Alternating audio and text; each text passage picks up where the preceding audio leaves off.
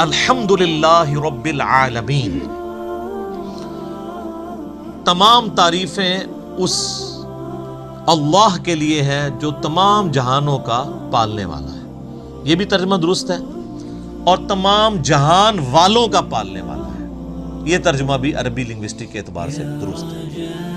تمام جہان سے مراد جیسے اب جتنی سپیشیز دنیا میں آباد ہیں وہ ہر ایک کا ایک اپنا جہان ہے، پرندے ہیں، پرندوں کا ایک اپنا جہان ہے، حیوانات ہیں، ان کا اپنا ایک جہان ہے،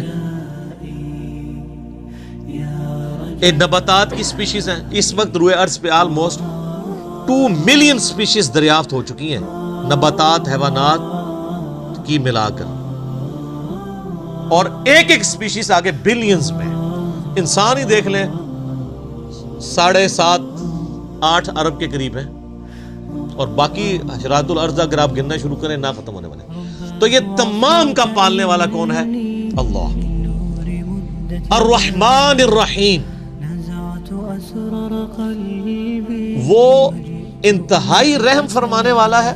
الرحمن کہتے ہیں جیسے اسی سے لفظ، یہ اسی یعنی آپ سمجھ لیں عربی لنگوسٹک کے اعتبار سے طوفان بھی عربی کا لفظ ہے نا، یعنی ٹھاٹھے مارتا ہوا سمندر ہے اس کی رحمت کا، اور سمندر تو کبھی کبھی جوش میں آتا ہے نا، اللہ کی رحمت وہ ہے کہ الرحیم مستقل رہتی ہی ٹھاٹھے مارتے ہوئے سمندر کی طرح، الرحمن الرحیم۔ حتیٰ کہ بخاری و مسلم میں حدیث ہے، نبی علیہ السلام نے فرمایا اللہ تعالیٰ نے مخلوقات کی پیدائش سے پہلے اپنے پاس اپنے عرش پہ یہ عبارت لکھ لی تھی کہ میری رحمت میرے غضب پہ بھاری رہے گی۔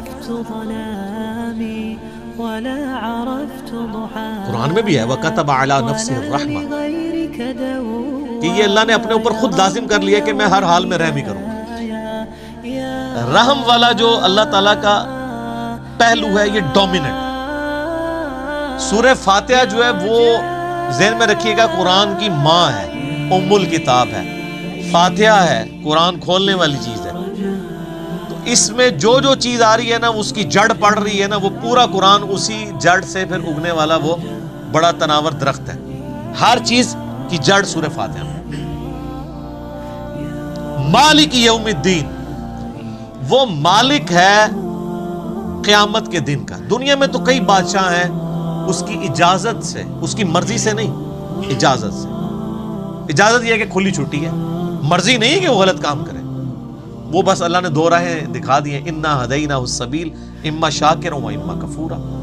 ہدایت کا راستہ واضح کر دیا، چاہے تو شکر گزاری کی روش اختیار کرو، خواہ نہ شکر کی۔ لیکن قیامت کے دن صرف اللہ ہی کا حکم چلے گا۔ دنیا والے جتنے احکامات ہیں یہ سب کی سب پاورز لوگوں کی طرف سے جو اللہ تعالیٰ نے دی ہیں وہ سرو کر لیجیے۔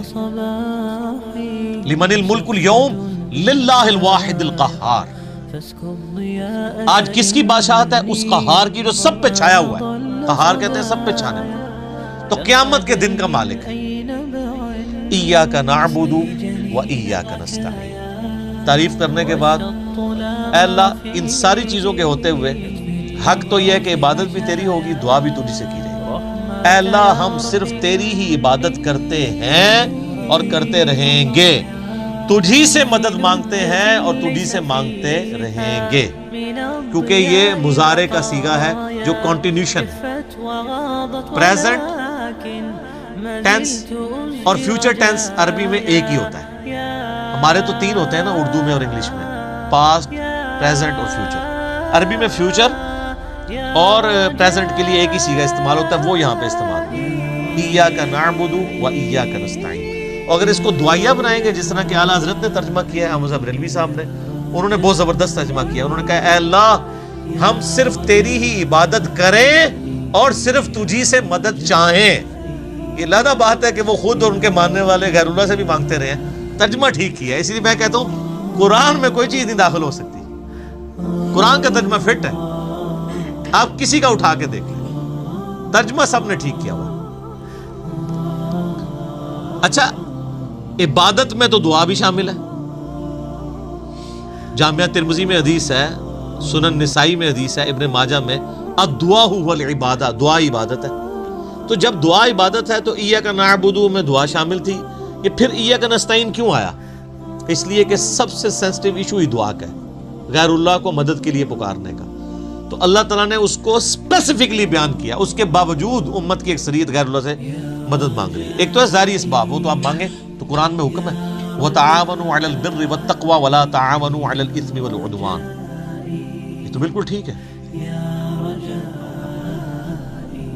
وہ کہتے ہیں حضرت عیسیٰ علیہ السلام نے کہا تھا من انصاری اللہ، کون ہے جو اللہ کے لیے میرا مشکل کشا بنے؟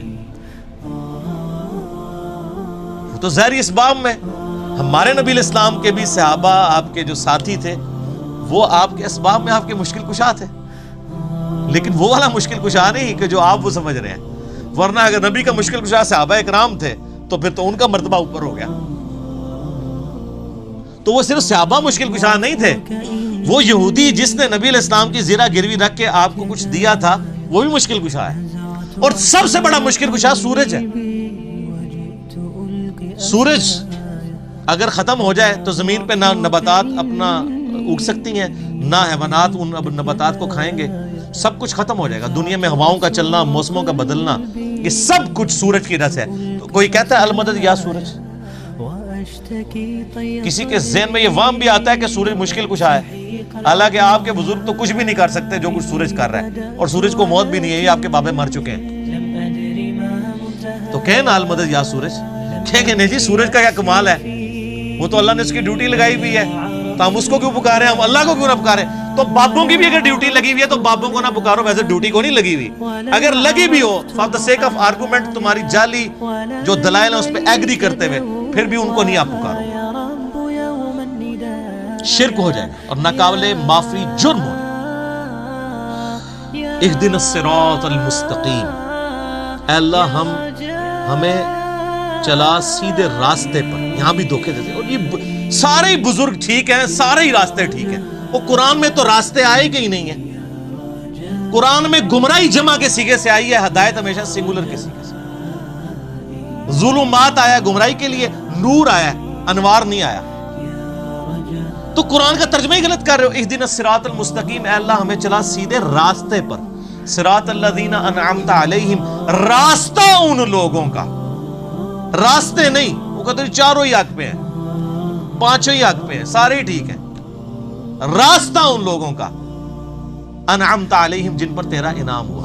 اور یہ آیت پڑھ کے اپنے بابوں کے نام لینے شروع کر دیتے ہیں، یہ بابے تو جمع بھی نہیں سن اس ٹائم جدو آیت نازل ہوئی ہے، اور پھر یہ بابے بھی مختلف ہیں، بریلویوں کے انعمت علیہم جو ہیں وہ مغضوبی علیہم ہیں دیوبندیوں کے، اور دیوبندیوں کے انعمت علیہم جو ہیں بریلویوں کے مغضوبی علیہم ہیں، اور وہ ضالین بھی ہیں، تو بابوں کی کون سی آپ ہمیں ڈوز لگا رہے ہیں؟ کوئی بابے کا امن نہیں ہے۔ انعمت علیہم کون ہے؟ وہ سر سورہ النساء کی آیت نمبر 69 میں ہے، من النبیین والصدیقین والشہداء والصالحین، نبی ہیں، صدیقین ہیں، شہداء ہیں، صالحین ہیں، لیکن صالحین کون؟ ڈیفینیٹ تو صرف صحابہ اور اہل بیت ہے، اس کے بعد صرف ہماری اسیسمنٹس، اللہ کو پتہ ہے کیونکہ وہی کا معاملہ ہے۔ تو راستہ، اور وہ راستہ کس کا؟ اچھا راستہ اللہ کی طرف سے کسے عطا ہوتا ہے؟ بابے کو یا پیغمبر کو؟ اللہ کے کھاتے میں تو بابا کوئی ہوتا ہی نہیں ہے، پیغمبر ہی ہوتے ہیں، باقی سب فالوور ہوتے ہیں، لیڈر ایک، یہاں تو ان کو انہوں نے لیڈر بنا دیا ہوا نا، یہ فالوور تھے۔ اور وہ سر مسند احمد میں صحیح سند سے حدیث ہے، مشکات کی آپ کو پہلی جلد میں ملے گی، نبی علیہ السلام نے زمین پہ ایک لکیر کھینچی، ارد گرد ٹیڑھی لکیریں کھینچی، اور آپ نے وہ سیدھی لکیر پر انگلی رکھ کے سورہ الانعام کی آیت پڑھی، وَأَنَّ هَذَا صِرَاطِي مُسْتَقِيمًا، اور یہ کہ یہ ہے سیدھا راستہ جو میرا ہے، جو بالکل سیدھا ہے، مستقیم ہے، اسی کی پیروی کرو، ادھر ادھر کے راستوں کی پیروی مت کرنا، وہ تمہیں بہکا دیں گے، یہ ہے وہ چیز جس کی اللہ تمہیں وصیت کرتا ہے۔ یہ آیت آپ علیہ السلام نے پڑھی اور اپنے راستے کو کہا یہ سیدھا راستہ ہے۔